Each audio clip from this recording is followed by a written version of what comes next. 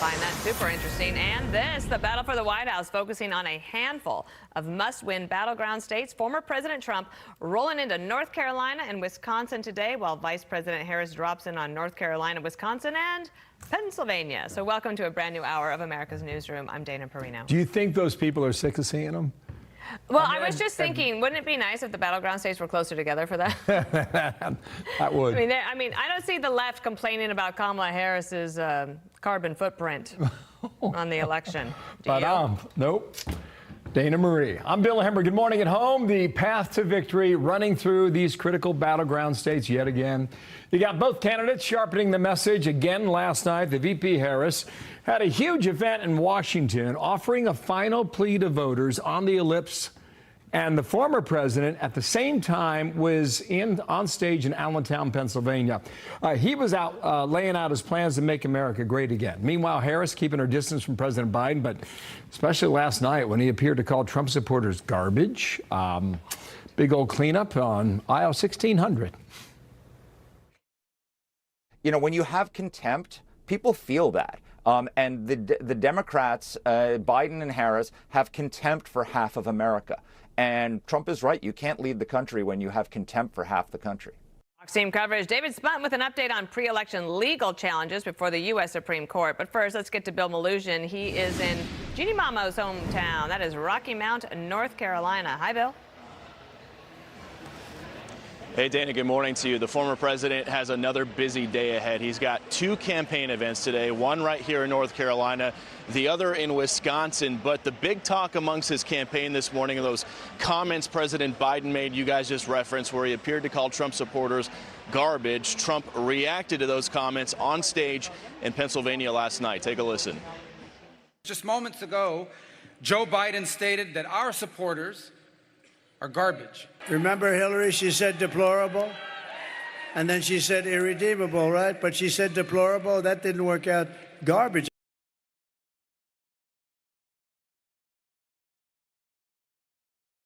I think is worse. And Trump's running mate J.D. Vance also reacted.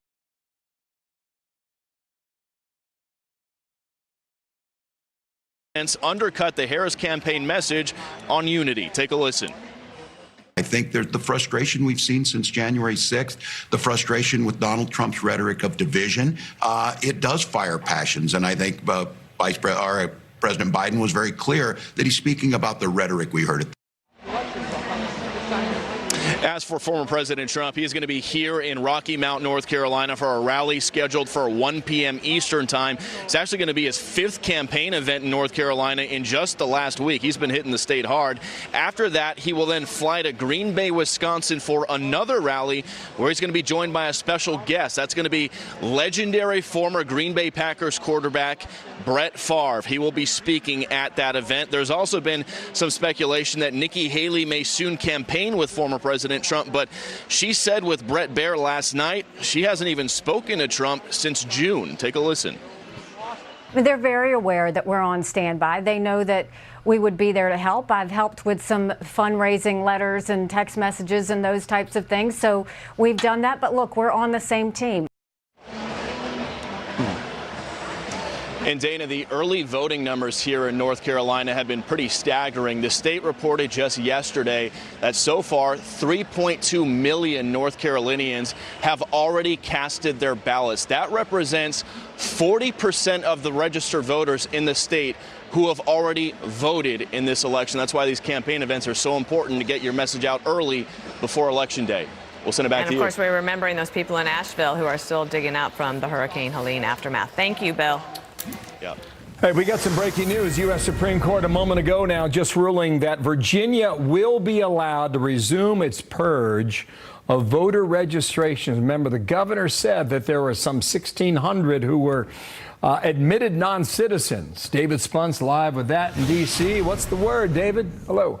Well, this is significant, and this is a controversial issue in Virginia. And while it's dealing with only 1,600 voters or so, it's something that could have national implications as we are now less than a week away. So Governor Glenn Youngkin signed an executive order back in August. The Department of Justice sued Youngkin, saying that he can't toy with executive orders and taking people off voter rolls within 90 days of an election. It violates federal law. Governor Youngkin says that some 1,600 people did not present their citizenship status. They are non-citizens of the United States, and they should not be able to vote. The Justice Department said some of them did not properly fill out a DMV form. They skipped over a box, or some became citizens later, resulting in actual U.S. citizens being removed from the rolls in error. So the Supreme Court ruling on that today. These are the states right now where legal challenges currently exist. Many are battleground states. In North Carolina, a federal appeals court ruled the state Republican Party's effort to question some 225,000 ballots must stay in federal court, not move to state court. That's a temporary win for Democrats there. In Pennsylvania, the Supreme Court expected to rule about provisional ballots there. Now, while the justices are busy, the court did cross off one case, or if you will, two cases yesterday. Robert F. Kennedy Jr.'s name will remain on the ballot.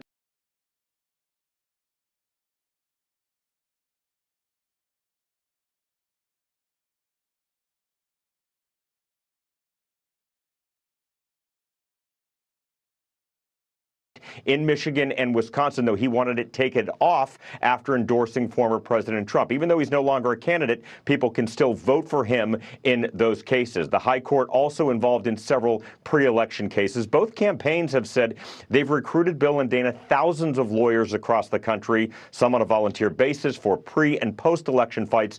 One concern, getting the pace of the results in. In many states, if you cast a ballot early, it can be counted early, but not in 6 states, including the swing state of Pennsylvania, where everyone's watching. Officials there cannot even open the ballots until Election Day, so the results may not be known in Pennsylvania for days. State officials in Pennsylvania say nothing nefarious about that. Back to you. So we'll try and make all that clear as mud come election night for our viewers watching at home, too. Thank you, David. Nice to see you. For more on this, Andy McCarthy is a former assistant U.S. attorney and a Fox News contributor. I turn over the floor to you to talk about this breaking news from the Supreme Court. Well, I think it's the only result that really makes sense. What Virginia was trying to do was take people off the ballot who are not voters because they're not Americans, and that's by their own admission. And this idea that this could prevent or mistakenly result in American citizens from Virginia not being able to vote is bogus, because under Virginia law, let's say they've taken you off the ballot mistakenly. Under Virginia law, if you show up to vote on Election Day and you attest that you are an American citizen, they have to let you vote. So there wasn't a chance that an actual American citizen was going to be prevented from voting here. On the other hand, it is a federal crime for aliens both to represent themselves as American citizens in order to register to vote, and it's a federal crime for them to cast votes. So Virginia's law promotes election integrity in Virginia. It supports federal law, and it doesn't result in Americans being proscribed from voting. Andy, I agree with everything you just said. However, every legal analyst, including yourself, often says the courts want to stay away from elections the closer we get to them. And I was of the understanding that this court was just like that. And now we get this ruling, which I think might come to a bit of a surprise. Am I wrong on that? Well, here's the thing, Bill. Courts want to stay out of a lot of things that they're thrust into, but they're in the problem-solving business, and there's lots of problems that are very hard. I think with elections, the thing with courts is they don't want to be perceived as deciding the election. So if you bring the court a dispute before the election takes place and before the election's been announced, you can frame that as something that is just fixing the rules under which we're going to proceed. I think the real problem comes after the election, when the result, at least presumptively, is known, and what you're asking the court to do is potentially reverse what it seems like the voters have decided. That's a position they never want to be in. We're much more likely to get decent decisions out of them in the run-up to the election, I think, than post facto. Got it. Okay, Andy, let's go to Pennsylvania now. The Republicans are asking the Supreme Court to block the counting of some provisional ballots in Pennsylvania. Let me read from the Wall Street Journal, Ed Board. This is the second presidential election in a row that Pennsylvania's mail vote messes have drawn in the U.S. Supreme Court at the last minute. The state's laws need an overhaul. It was weird reading this last night because I felt like, didn't I read this 4 years ago? Why is this still a problem? Well, they haven't been forced to fix it. I think, we had a chance, Dana, with the Moore case before the Supreme Court last time around, where they could really have rendered a clear decision that would have set up clear guidelines for what the states have to do, and then you would have expected the states to be able to fix it. The thing is, I thought the court's decision was kind of ambiguous, so they don't really come out and say that the state legislature makes the rules and the courts and executive officials are not at liberty to change those rules in the run-up. And since they clearly didn't clearly say that, there's still a lot of ambiguity about who's allowed to do what in the run-up to the election. Mm-hmm. So we need clearer rules. The states obviously got to do a better job, but they could be pushed to do a better job. Yeah. Andy, last question. Do you believe we are headed for some sort of legal collision next week? Or do you believe that depends on how close the race is and in which states? I think historically, Bill, while there's been a lot of noise around these disputes, if you take the ballots that are actually impacted by these different categories of controversy and you set them aside, it's very, very rare that you have anything close to something that will be big enough to close the margin in an election. And I know we expect a very, very tight election, but I'd be surprised if something like, they didn't put the ballot in the envelope that's supposed to go inside the envelope. I'd be kind of surprised if stuff like that turned out to be so numerous and so expansive that it could change the result of an election. Okay. All right, Andy McCarthy, we're going to have you on the speed dial. I know. We're going to ride you shotgun for some time. Thank you, Andy, very much. I've got some breaking news right now. Joint Base Andrews, just outside of Washington, D.C. Here's the first sighting of Kamala Harris. She may make a comment in a moment about the garbage comment from last night.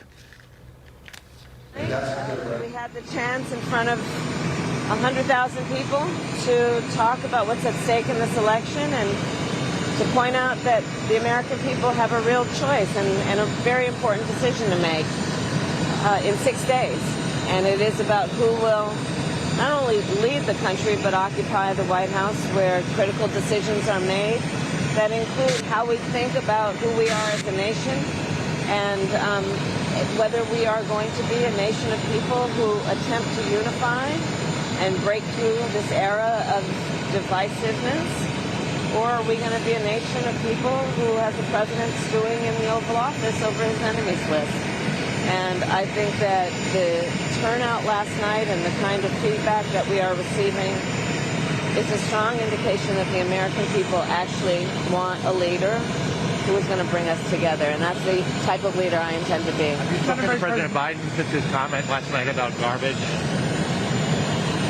Listen, I think that, first of all, he clarified his comments, but let me be clear, I strongly disagree with any criticism of people based on who they vote for. You heard my speech last night and continuously throughout my career. I believe that the work that I do is about representing all the people, whether they support me or not.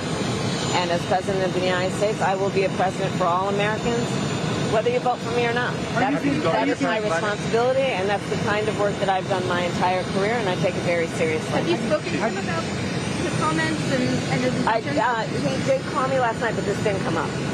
Are you concerned about what impact this may have on voters, on the divisiveness of the election, and whether or not it's going to dissuade some people from supporting you because of your affiliation with the president and this administration? I've been very clear with the American public. I respect the challenges that people face. I respect the fact that we all have so much more in common than what separates us, and that most people want a president that understands that gets that, and approaches their role of leadership that way. I've been very clear from my earliest years as a prosecutor. I never asked anyone, are they a Democrat or Republican? The only thing I ask folks is, are you okay? And that's the kind of president I will be. And what did you talk about with the president? Madam Vice President, on a separate subject, last night you mentioned removing people in the country who are here illegally.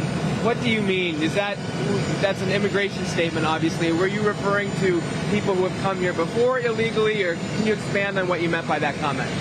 What I intend to do on the issue of immigration, as I said last night and have said continuously, is we need to fix our broken immigration system in a number of ways.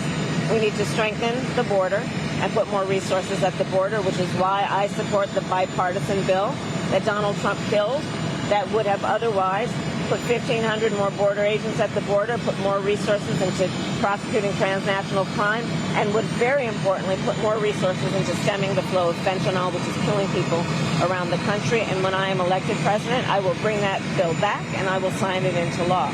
I also have done the work and have in my policy going forward will strengthen what we need to do to deal with, for example, illegal entries between ports of entry.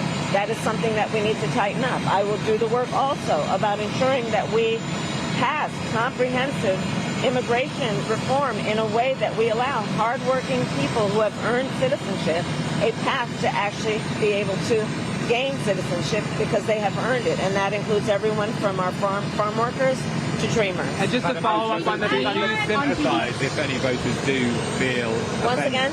Do you sympathise with any voters who do feel offended by or insulted by the garbage comments? I am running for president of the United States. I will be traveling to 3 states today to do what I have been doing throughout, which is talking with the American people about the fact that, first of all, I get it in terms of the concerns they have about challenges like the price of groceries.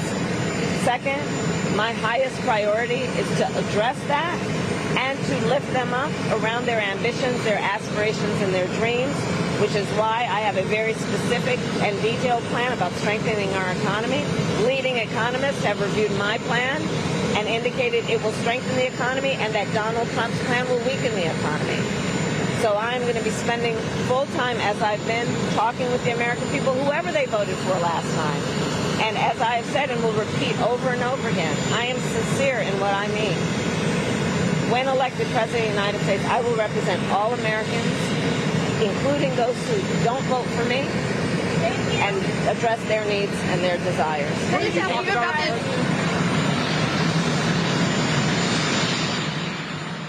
We got a lot there, actually. Just to recap, if you've been living in a cave, President Biden called Trump supporters garbage supporters last night. White House tried to clean it up. Then Biden sent out a message on X 2 hours later to try and clarify. You can decide for yourself. Here was what he said online. He said, earlier today, I referred to the hateful rhetoric about Puerto Rico spewed by Trump supporter at his Madison Square Garden rally as garbage.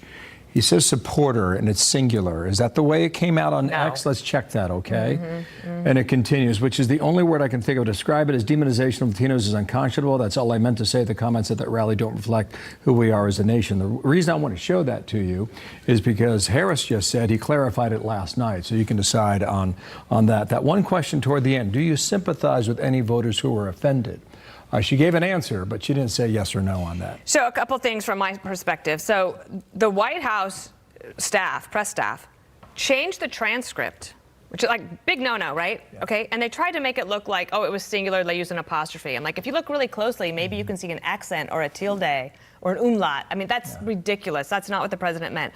Then, you know that the president of the United States didn't write the tweet. Yeah. They're trying to match that up with what the White House press office said. So that's one. But another thing, that's some of the best answers she's given in terms of, at least she had some energy. And unfortunately for them, I don't know why they do this. She's going to give comments on something that could turn the election decisively against her, with half of the country saying, what? He called us what? She kind of distanced from him for the first time. I felt like there was a little distance, but she does it in front of the plane while the plane is on, and you can't actually hear her, so it's not clear, and they're not going to be able to use it well. Okay, I just want to be clear, all right? We can read it together. This is what Biden said. Earlier today, I referred to the hateful rhetoric about Puerto Rico spewed by Trump's supporter. He meant the comedian. Is that the I mean, that's what the White House is trying to say. That is exactly right. And we played the sound for you. He says supporters. I thought it was a pathetic job of trying to put a political fire in real time. All right, so we'll get more on this coming up. Get a break right here. Back after this. That's 800-200-9961. Type of leader I intend to be. President Biden took his comment last night about garbage. Listen, I think that, first of all, he clarified his comments, but let me be clear, I strongly disagree with any criticism of people based on who they vote for.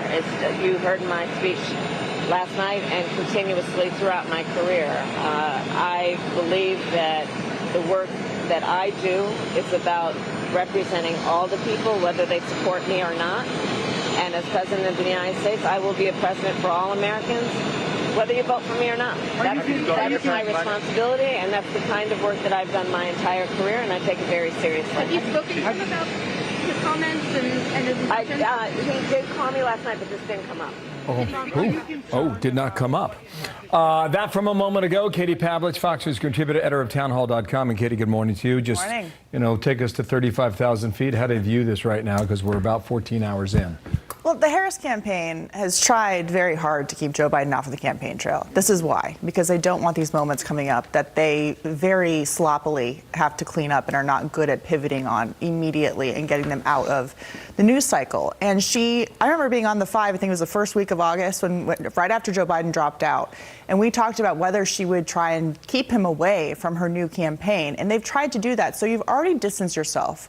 Why would you not immediately come out and say, we condemn these comments, we don't appreciate them, we're trying to work for all Americans? But the credibility problem that they have is the Harris campaign, in a matter of 2 days, has tried to shift from calling Madison Square Garden a Hitler rally, the people there Nazis who were attending, and that the former president of the United States is a fascist and will end the Constitution, to her standing in Washington, D.C. yesterday saying she's going to be the unity candidate and bring everybody together. So it really plays into this idea that she's not different from Joe Biden, and she didn't distance herself in an immediate way. And as you mentioned, Dana, she's in front of the plane. It's not clear what she's saying. You can't hear anything. It doesn't have the seriousness of actually condemning it. The other thing is that they can't have it both ways.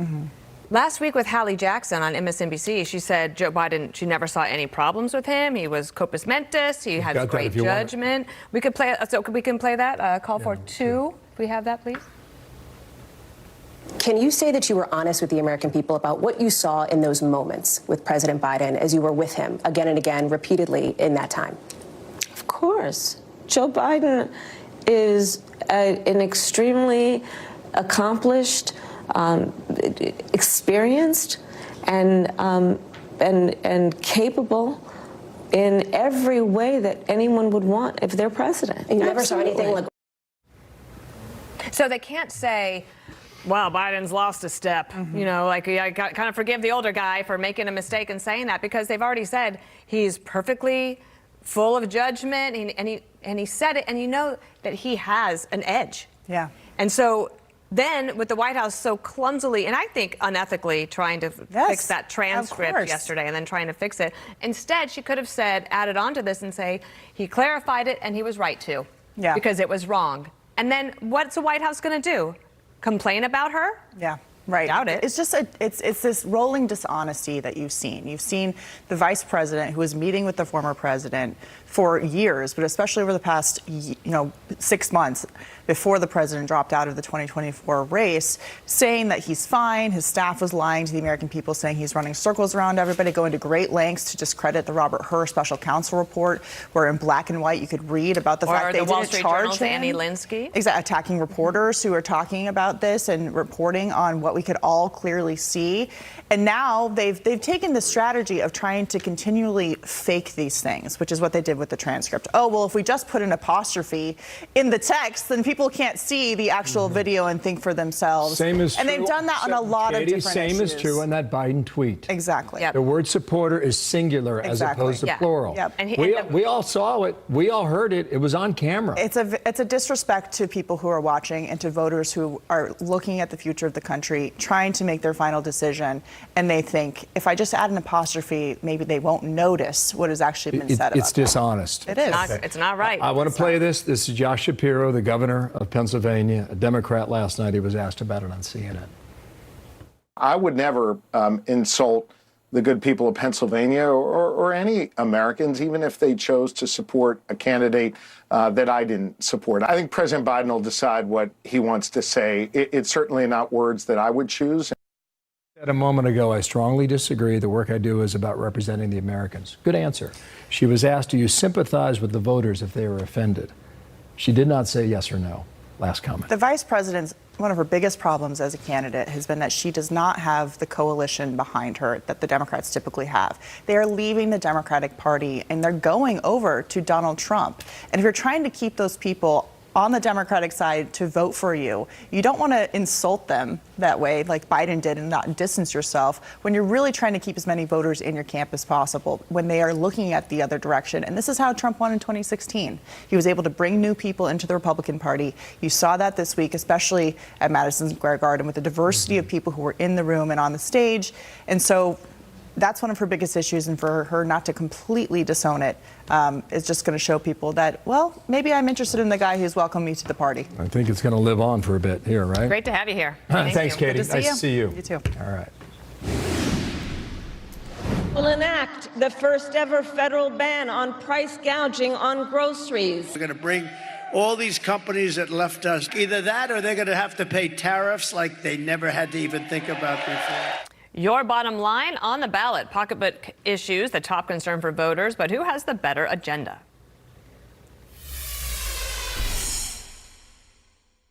Stephen Moore is the senior economic advisor for the Trump team. Art Laffer, founder of Laffer Associates. They got a new book out right now talking about the Trump miracle. Here's the reality, gentlemen, okay? During the Trump years, all right, we had an annual deficit of $809 billion. During the Biden years, that went up by $826 billion to 1.6. What is that, trillion now? Art, which of these candidates, whomever wins on Tuesday, is going to do something about that? Well, I think Trump will do a lot better than he did the first term because he's not going to be hit by the COVID-19 pandemic, and that was a large portion of what caused the deficits under Trump. And I don't think anything will change, frankly, if Kamala Harris is elected. And this is all covered very, very carefully in our book. I mean, we go through all of these things and the numbers there, and I just don't see any change in anything if Kamala Harris is elected. And Trump, I think you'll see the first couple of years of Trump be the template, if you will, for what's going to happen under the full 4 years of a Trump presidency. All right, Steve, one of the things absent from these campaigns is talk about debt and deficit. And you know it's crushing us, all right? What do you think? Well, both Republicans and Democrats are responsible for this enormous debt, but Biden has the worst record on debt and deficits in the history of America. And, you know, we just got a report that came out on the economy this morning, about an hour ago. I've been looking through it. And, you know, if you look at the headline number, it looks pretty good, like pretty good growth. And then, Bill, you look at where the growth of the economy was. Guess what sector it was where the economy is growing? Government. Government was by far the biggest. In fact, the government is growing now twice as fast as our private sector employment and our private sector industries. That can't happen. We need a burgeoning private sector like we had under Donald Trump, with a lot of jobs, big increases in wages, and we need to start shrinking the government. I really like the idea of having Elon Musk have this government reform efficiency commission to find the waste, the redundancy, the fraud, and the obsolescence of these government programs and get rid of them. I'm with them. I think we can cut $1 to $2 trillion. Too, but I remember Al Gore talking about that 24 years ago, and what were we left with in the end 2 dozen years later. Now, Art, final question.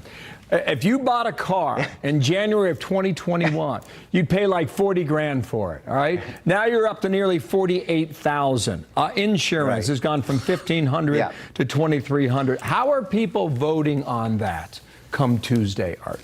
Well, I think I think clearly they're voting on that. The prices have gone way up, and there's no sign of them coming down. I mean, the inflation rate's a little lower, but they're looking at the prices. And if Donald Trump gets in with deregulation, with tax cuts, with economic growth, with more goods and services available, I expect inflation to come down substantially over the next 4 years if Trump is elected. All right, there's a big debate about that. Gentlemen, in the interest of time, because we've got a lot of breaking news, thanks for coming on. Good luck with the book, and we will see what we get next week. Thank you, Steve. Thank you, Art. Thanks, Bill. All right. Democrat election officials are seeing our numbers.